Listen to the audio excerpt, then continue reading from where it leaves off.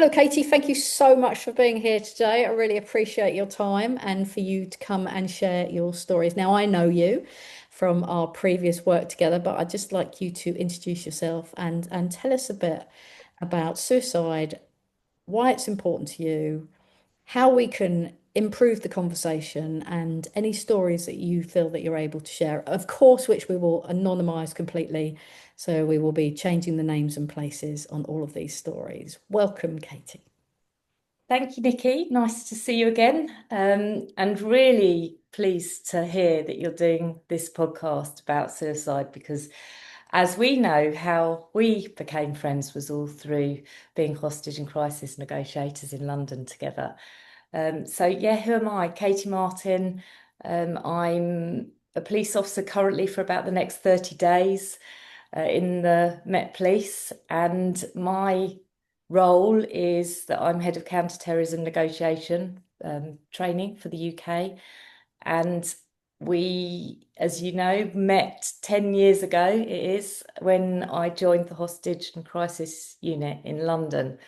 Um, I should say that you were my teacher and mentor, because you were, and we had a great deal of fun, but good fun, progressing what was definitely the most brilliant hostage and crisis negotiation course, uh, and saving lots of lives. So doing that full time was an incredible honour, and life changing, because having been a police officer for 20 years at that point, I'd dealt with so much crisis already, but untrained.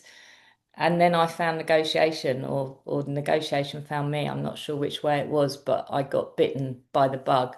I clearly remember, after my national negotiation course, of which you were course director, obviously, sitting there and looking at you thinking, I want that lady's job. And probably coming up to you and offending you, I should imagine, at the end by saying, I want your job. I don't mean I'm going to steal it, but I want your job. Uh, so yeah, you inspired me from the Oh, very thank beginning. you. Thank you. That's very lovely of you to say so. And likewise, when I sat and did mine, I want that job. So yes, Yeah. a lot of similarities. Thank you for sharing that, and thank you for coming along and sharing a story. So let's talk about the world of suicide, and if you could share a story and what worked and how you found it, and what changed, what did you learn from those conversations? So, as you well know, and as for people that are listening that may not, about 95% of our call outs in London are to people in crisis, people who want to take their lives. So, as a hostage and crisis negotiator, that's our main work, really, is going towards people that you know are going to be in very, very deep crisis. And it's, I always say, it's an honor to be a negotiator. It's been an honor. It's an honor to be that person that stands and listens to someone when they're making that decision as to whether to take their life. And I'm very pleased to say that negotiators are very successful. And the reason is because they have the difficult conversations that other people won't or don't have, which is sometimes the reason why people then end up on the bridge or in a difficult position and the negotiator gets called. Um, I think what really changed for me was when I realised that we were doing all this work giving back to people in London, but actually within policing itself, we had people in crisis. And as a negotiator, I wanted to be able to use my skill set to have an impact internally. And that's when I trained as a suicide first aid instructor, under Suicide First Aid UK. Along with a colleague, Derek Carroll, we made it our mission to roll out suicide first aid training extensively throughout policing. Because I'm a national officer, I'm in national counter-terrorism policing. It was funded through National Counter-Terrorism Policing, and it meant that we could take it nationally, so not just in London. And we've trained hundreds of officers and staff now, and we've had it always sounds like it's going to be a quite a depressing and very, very difficult day of training, and yet we leave feeling so uplifted. We leave feeling absolutely buzzing. And we say to that to the people that we're about to teach, because obviously, people sit in a room and they put their trust in you as a trainer, and you're bringing them along to do some suicide first aid training, and there's a lot of anxiety in people. And we immediately try and put them at ease and say, we promise you, you will walk out of here with a smile on your face and with a lighter step. Teaching people how to have the conversation about suicide, it comes easily to us because we're hostage negotiators. That's our skill set, but it's life-saving, as you know. And if we can get that message out, if we can teach others to just have those simple conversations, always said elephant in the room conversations, and they are, people stumble over the word suicide. It doesn't come out of the mouth easily. It's still taboo. It's Mm, 2025, but it's still one of the most taboo words in the English language. mm. And that's interesting, isn't it? Because we talk about courageous conversations, we talk about discussing an elephant in the room, and for us as a negotiator, it would be quite obvious when somebody was feeling suicidal because of the location that we would be called to, or you know, the 999 call that we would receive. But often for families, it's not so obvious. And even as a negotiator, when I used to teach negotiators, the question would be, I don't want to mention suicide. I'll put the Mm. thought in their head. Or what if I'm wrong? Yeah. They're not suicidal. What if I'm wrong? So what would you say to everyday people who don't have our training and our experience around if they have that kind of thought process, they're worried about a friend, or they're worried about their teenager or their child or their partner, what would you say to them? I'd say trust your gut feeling. First and foremost, trust your gut feeling. Uh, our somatic markers are based in our knowledge and all our life experience. So if you get that feeling, then go with it, because it's a red flag, and hindsight is so cruel. You won't put the thought in someone's head by saying about suicide. People often ask me about young people, and I say, are you kidding me? Our youngsters are talking about stuff in the playground age 7 that would make our hair curl. Um, as adults, we fear, we think by not talking about it is protecting our young people. Actually, it's the reverse. By not talking about it, we're actually damaging our young people. We're putting them in greater danger. Uh, if we could all talk openly about suicide, then it would be less of a problem. I mean, the Samaritans have just thrown out a new statistic of 1 in 4 people are having thoughts of suicide.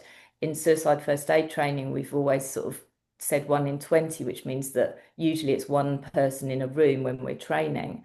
Mm. But actually, the thinking is that now it is more prevalent. So if so many of us are having thoughts of suicide, that doesn't mean we're suicidal.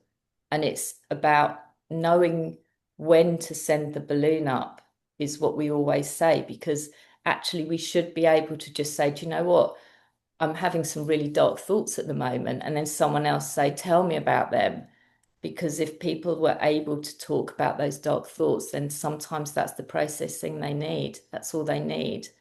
It's it's such a taboo topic. I remember saying to myself, okay, so as a negotiator, I'm getting called, like you've just said, it's obvious because we're getting a call. The place is wrapped in cordon tape. There's been first responders there, and now the negotiator's getting called. And then I was en route to the office one day, and I was in our van, but it's unmarked van, and I was driving through Dulwich, and there's an old railway bridge in Dulwich. It's, if you, for those that don't know, it's a very nice sort of little village in South London. And it was about 11 in the morning, and there was a chap stood looking over the bridge, and he was leaning like this. He was wearing chinos and a shirt, and he wasn't on the bridge. He was just leaning. But my gut feeling was that there was something not right. When I think back as to what that was, I think it was probably the time, the fact he looked like he should have been on a commuter train, but it was now 11 in the morning. There was nothing massively obvious, but I had to make a split-second decision as to whether I drive on or whether I stop. If I'd have thought about it too long, I'd have been too far gone. Mm. I thankfully I did. I stopped and I walked back. And as I was walking back, I thought, whoa, I'm a negotiator, but I'm always called when it's quite obvious who I am. I'm walking up to this guy completely cold. Well, this is tough. How do I say what my gut feeling is?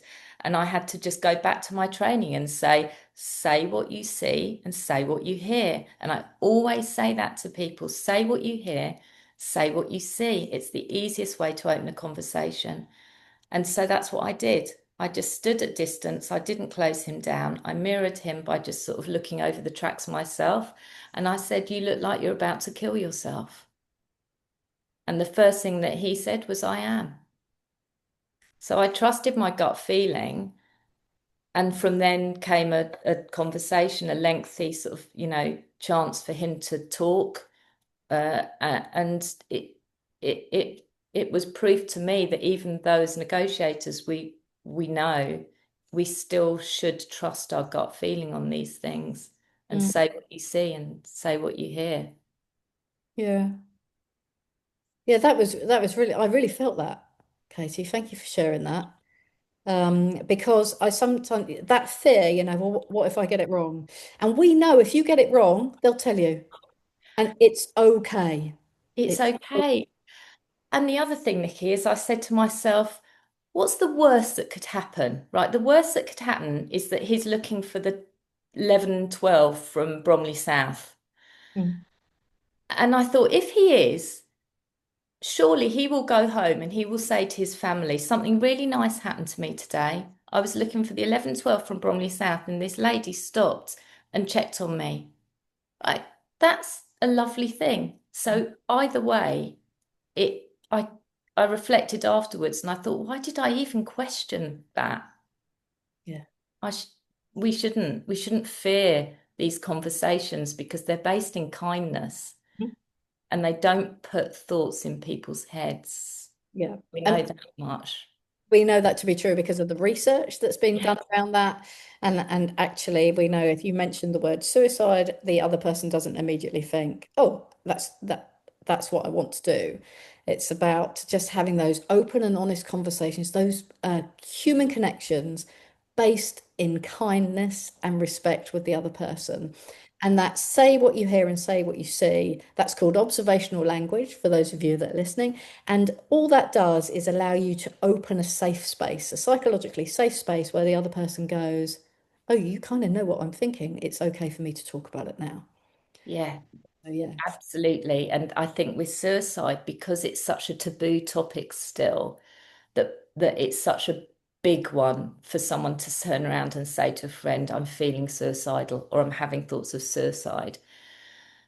But if we release that pressure by using the word Mm. and not shying away from it, if I say to someone, you, I'm worried about you, are you having any thoughts of suicide? Then what that does is it tells someone that this person can handle that. This person can handle whatever I'm about to tell them. Whereas if I use very sort of, you're not thinking of doing something silly, are you? What I'm saying to someone is, please don't tell me that you're going to, please, I can't, it's silly, but it's not silly.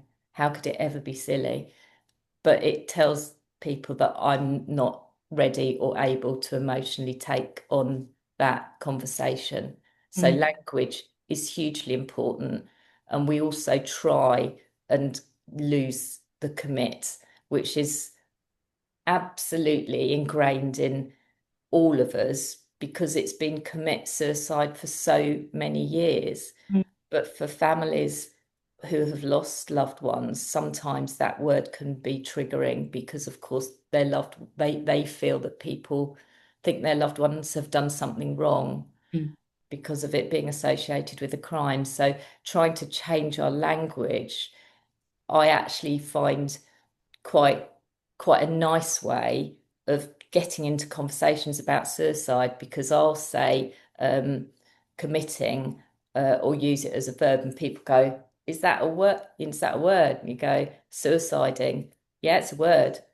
Already I'm into a conversation about suicide because the word suiciding isn't used very often. So people go, "Oh, that's it. You just said suiciding. That doesn't make sense." Oh, it does actually. I'm a suicide first aid instructor. And then you're into a conversation. Mm. Yeah, that's brilliant. And I know you're a mum as well, Katey. Yeah. So some people might be saying, well, I get that with a complete stranger.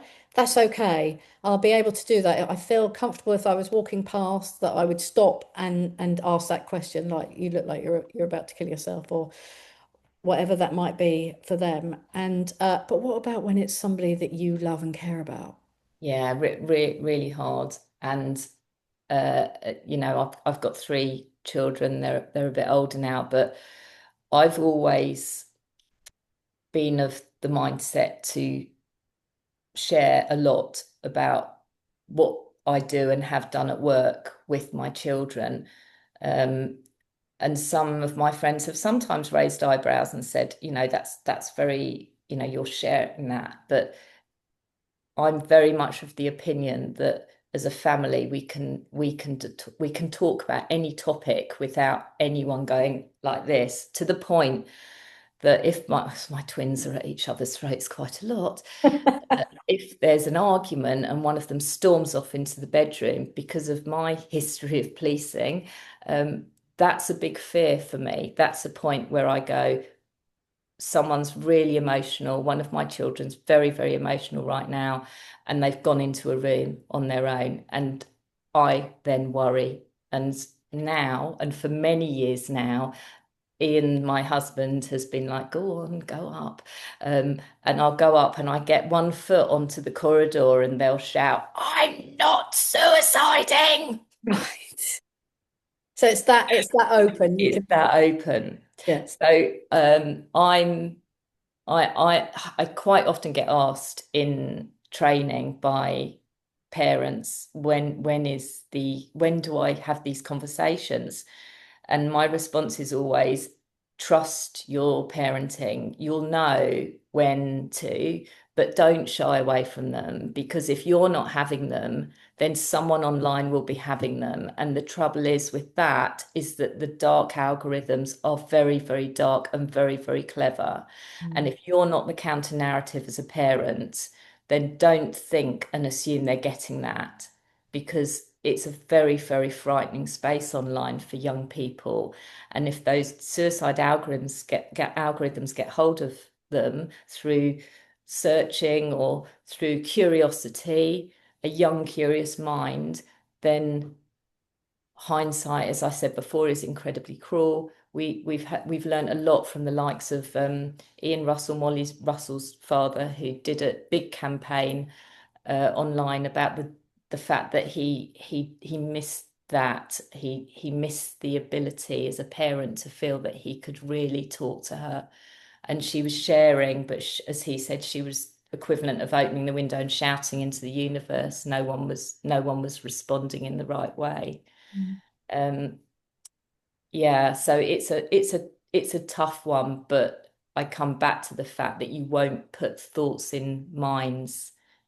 It's conversations that our children are already having. We as parents just fear that, and it shouldn't be feared. Mm.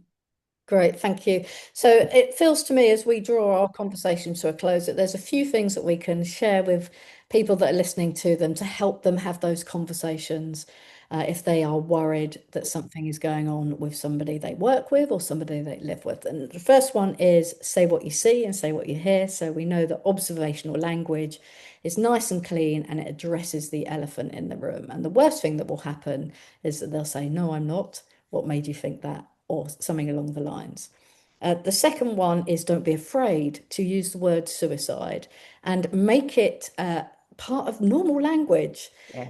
so that people, especially young people, don't feel worried about raising that. And also, as older people, we don't feel worried about raising that as well. Yeah. And I think it's really important that point to come across is that now the statistics are that our older generations are vulnerable to suicide, much more so than perhaps we've realized for a long time. You know, it's one of the biggest killers of old people in the world. And now, currently, we're looking at it being the biggest killer of people under the age of 35. And yet we're not putting money into suicide prevention. We're we're not training this in schools. We're not talking about self-harm in terms of this could lead on to suicide. We're just talking about self-harm as if it's a rite of passage for youngsters. And we need to get better at our conversations around this and not fear them, because self-harm, of course, for a lot of parents is part of life, you know, that they're youngsters, and that's hard for people to cope with and deal with, let alone when I'm there sort of saying in my training, have the conversation about suicide. Don't let hindsight be cruel to you. Yeah. Um, Yeah, so, and that's a great point. So yeah, have that conversation. We before we came on to this conversation, we were talking about listening as well. And sometimes, and I have an 18-year-old in my life, and I people say to me, "What's the hardest negotiation you've ever had?" And I always say with my partner and the 18-year-old in my life because it's very emotional. And often I feel as a parent that we put our emotions into that conversation, and so the conversation comes out a little bit wrong, like especially around self-harm. yeah, Like, yeah, why are you doing that? What are you doing that for? You're beautiful. I yeah, love you. All the things that come from a place of yeah. good intent. What language could we use differently if we notice that a young person in our life is self-harming? So I always say to people an emotional label is a nice way of getting children or dealing with a conversation that could end up in conflict because it's non-judgmental. But again, careful with the emotions you pick. So by that, you know, you look worried. You look worried isn't an emotion that's going to make someone be angry. But if I say to someone, you look angry, that can be quite inflammatory and cause a sort of a conversation based in conflict. So with young people, I take it back to that thing when you pick a child up from school and you say, how was your day? So you're using an open question. The response is going to close you down, because what most people get back is fine. I Hmm. mean, it's a running joke in our house. It's like fine.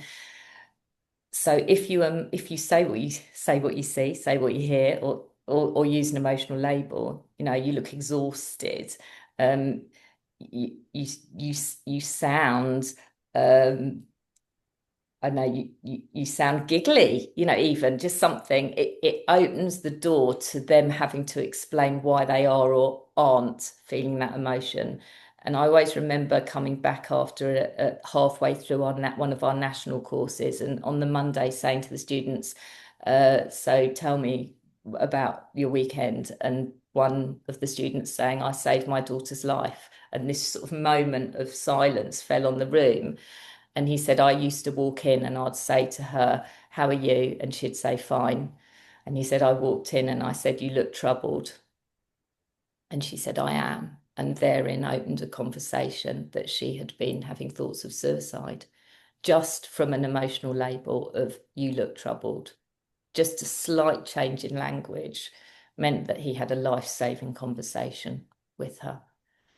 So, an easy takeaway, I think, is to label an emotion, which comes back to, as you said, you know, Yeah. saying what you see, saying what you hear. Yeah. And we also know with younger people, there's been lots of research done around this, especially in the world of child psychology, that there are places to have these conversations. So if you sit down and say, right, I want to talk to you, we get a closed, we'll automatically get a closed response. But if we're in the car side by side, or we're going for a Oh, walk, or we're doing something different, then we're more likely to be able to have those conversations.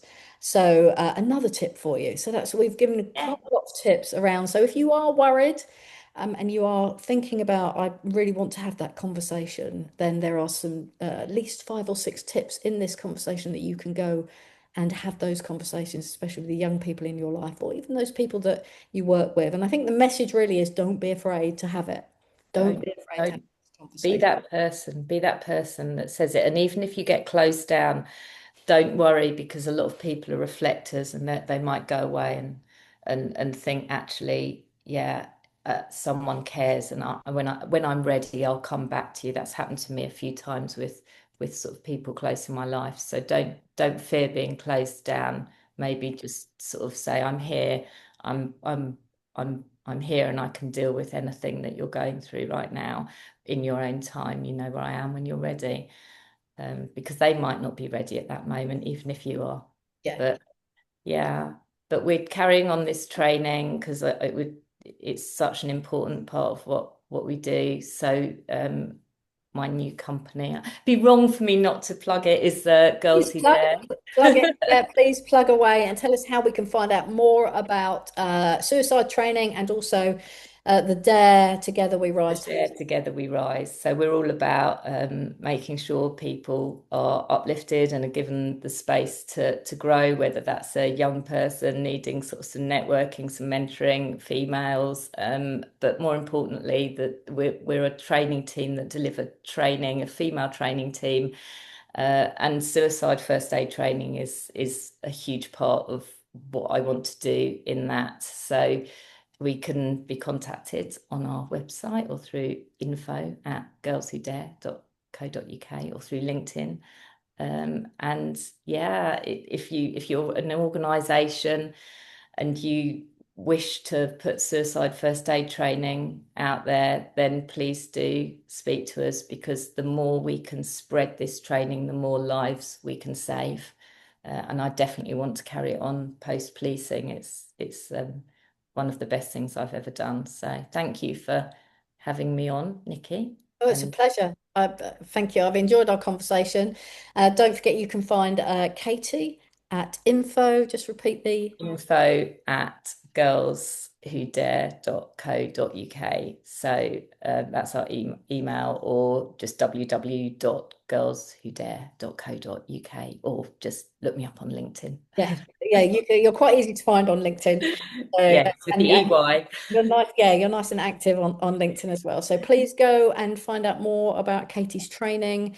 And if you've got any further questions or doubts, we will leave both the Shout and Samaritans lines and numbers at the end of this podcast for you to contact. Katey, it's been an absolute pleasure seeing you again. And I'd just like to thank you for your service and your dedication Oh, that's to kind. policing and negotiation. And I look forward to speaking to you on the other side of Absolutely. that world. So excellent. Thank you so Thank you much. so much.